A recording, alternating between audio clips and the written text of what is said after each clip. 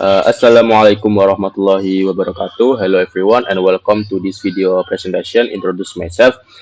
My name is Muhammad Hanif Nuruddin Jabbar with student ID number 20024 32042.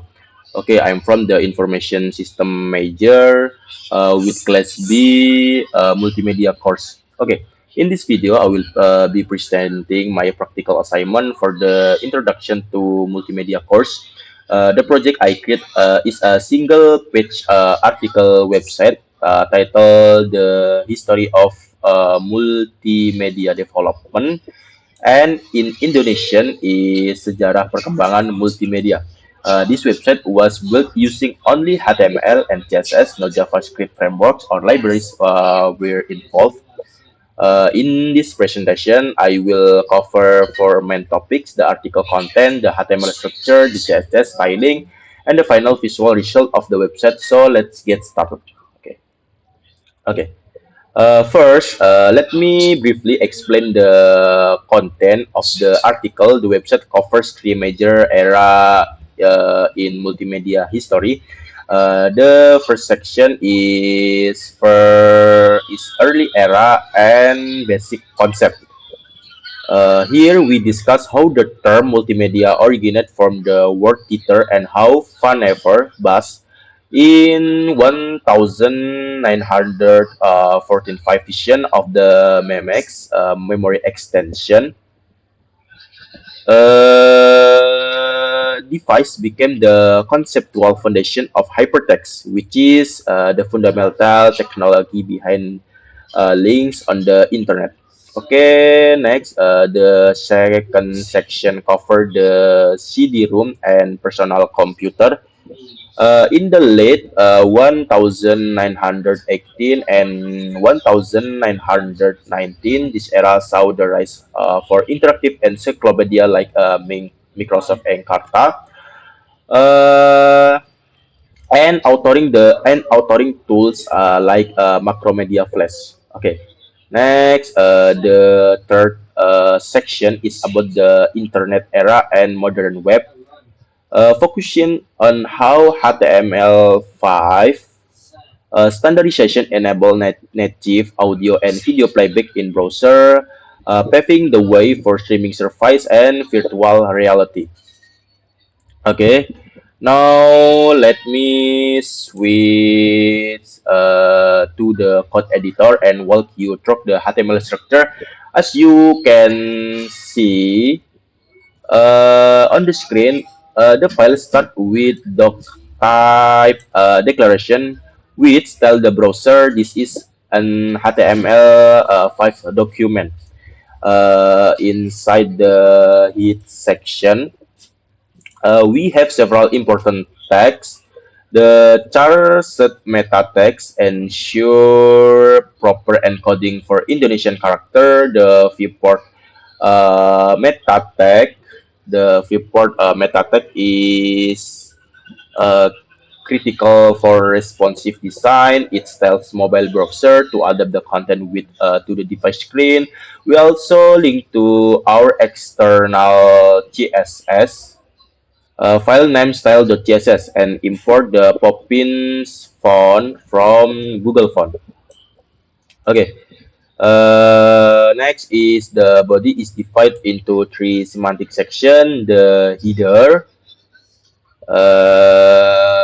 the main content area, and the foot and the footer. The header use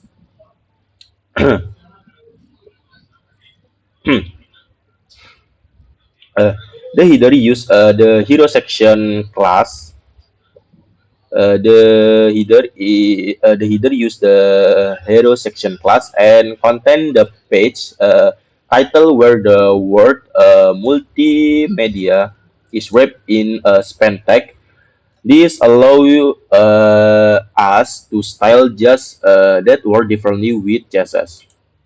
The main section contains three article cards. Each card is a section element. Notice then the second card has two class card and highlight card. This how we tell CSS to apply different styling. A dark background in dark back wait dark background instead of white.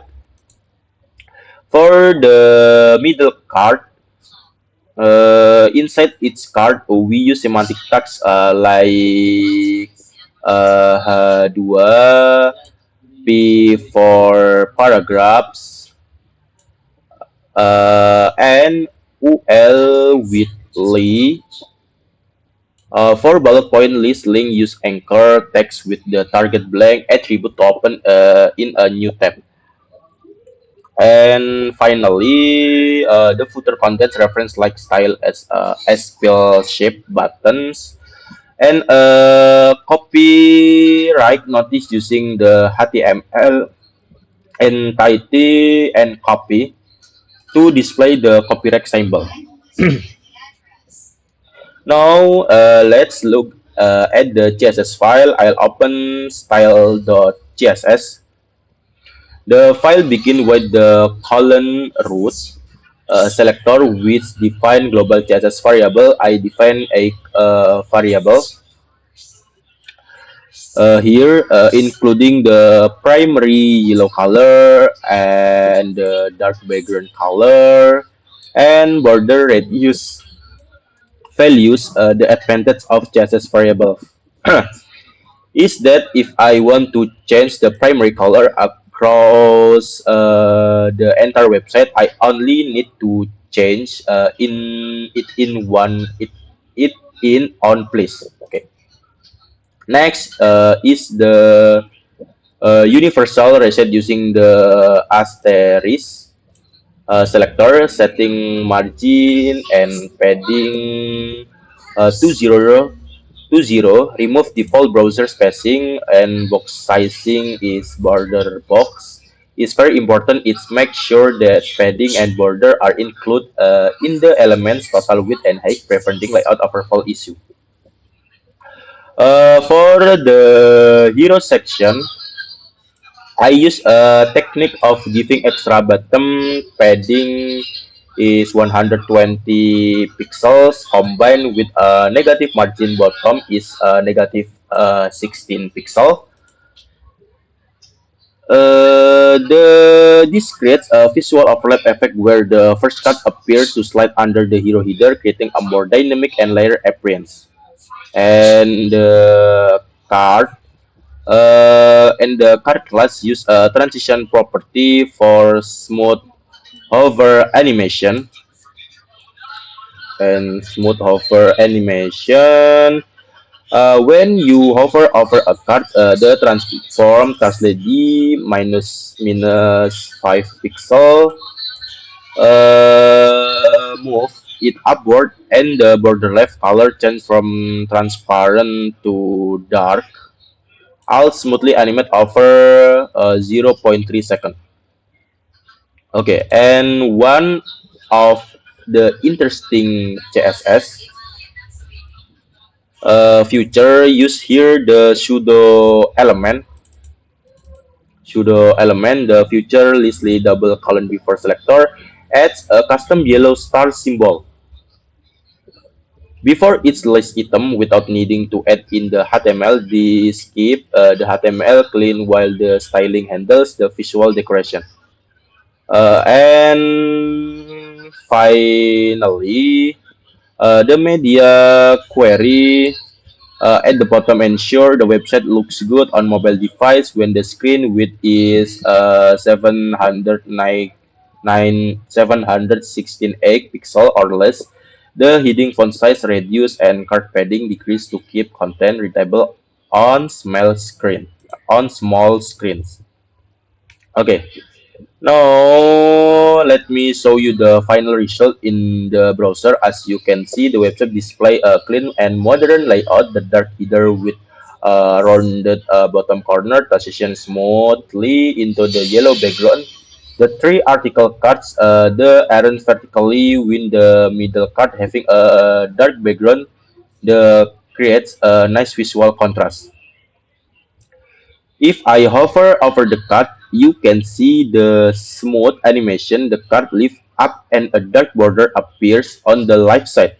The link hover effect also work as designed, and if I resize the browser window to a narrow width, the layout adapts responsively. Nah, Okay, to summarize what we've covered, we built a complete article website about the history of multimedia using semantic HTML5 elements and modern CSS technique, including CSS variable, flexbox, hover transitions, pseudo elements, and responsive media queries. I hope this presentation has been clear and informative.